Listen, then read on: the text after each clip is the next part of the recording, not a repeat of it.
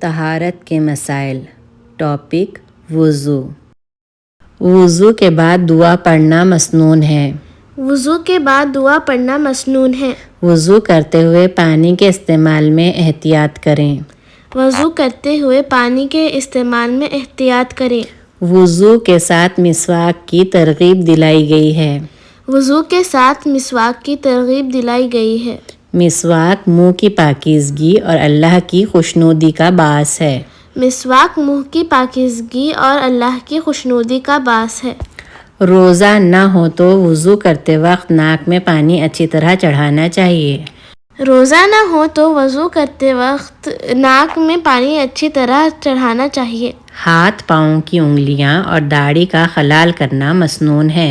ہاتھ پاؤں کی انگلیاں اور داڑھی کا خلال کرنا مسنون ہے۔ سر اور کانوں کا مسح واجب ہے۔ سر اور کانوں کا مسح واجب ہے۔ پگڑی پر مسح کرنا جائز ہے۔ پگڑی پر مسح کرنا جائز ہے۔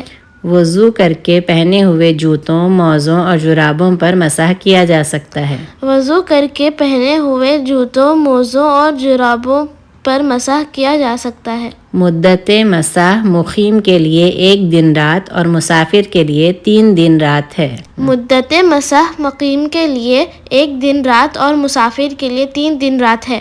وضو کے اعضاء 1 یا 2 یا 3 بار دھونے جائز ہیں۔ وضو کے اعضاء 1 یا 2 یا 3 بار دھونا جائز ہے۔ ایک وضو سے کئی نمازیں پڑھی جا سکتی ہیں۔ ایک وضو سے کئی نمازیں پڑھی جا سکتی ہیں۔ ٹیک لگائے بغیر نیند یا اونگ آ جائے تو وضو نہیں ٹوٹتا۔ ٹیک لگائے بغیر نیند یا اونگ آ جائے تو وضو نہیں ٹوٹتا۔ بیوی کا بوسہ لینے سے وضو نہیں ٹوٹتا۔ بیوی کا بوسہ لینے سے وضو نہیں ٹوٹتا۔ آگ پر پکی ہوئی چیزیں کھانے سے وضو نہیں ٹوٹتا۔ آگ پر پکی ہوئی چیزیں کھانے سے وضو نہیں ٹوٹتا۔ چکنائی والی چیز کھانے کے بعد کلی کرنی چاہیے۔ چکنائی والی چیز کھانے کے بعد کلی کرنا چاہیے۔ مستقل بیماری کی وجہ سے مکمل پاکیزگی ناممکن ہو تو اس حالت میں نماز ادا کرنی چاہیے، البتہ نماز کو نیا وضو یا تیمم کریں گے۔ مستقل بیماری کی وجہ سے مکمل پاکیزگی ناممکن ہو تو اس حالت میں نماز ادا کرنی چاہیے، البتہ نماز کو نیا وضو یا تیمم کریں گے۔ وضو سے قبل نیت کے الفاظ ادا کرنا سنت سے ثابت نہیں۔ وضو سے قبل نیت کے الفاظ ادا کرنا سنت سے ثابت نہیں۔ ہوا خارج ہونے سے وضو ٹوٹ جاتا ہے۔ ہوا خارج ہونے سے وضو ٹوٹ جاتا ہے۔ اونٹ کا گوشت کھانے کے بعد وضو کرنا چاہیے۔ اونٹ کا گوشت کھانے کے بعد وضو کرنا چاہیے۔ کپڑے کی آڑ کے بغیر شرمگاہ کو ہاتھ لگ جائے تو وضو ٹوٹ جاتا ہے۔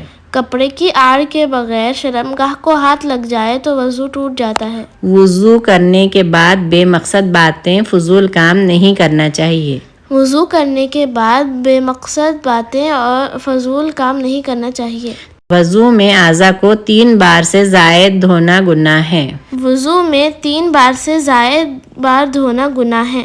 جنبی ہونا مدت مسح کو ختم کر دیتا ہے۔ جنبی ہونا مدت مسح کو ختم کر دیتا ہے۔ وضو کے اعضاء میں سے کوئی جگہ خشک رہ جائے تو وضو نہیں ہوتا۔ وضو کے اعضاء میں سے کوئی جگہ خشک رہ جائے تو وضو نہیں ہوتا۔ چوتھائی سر کا مسح کرنا اور گردن کا مسح کرنا سنت سے ثابت نہیں ہے۔ چوتھائی سر کا مسح کرنا اور گردن کا مسح کرنا سنت سے ثابت نہیں ہے۔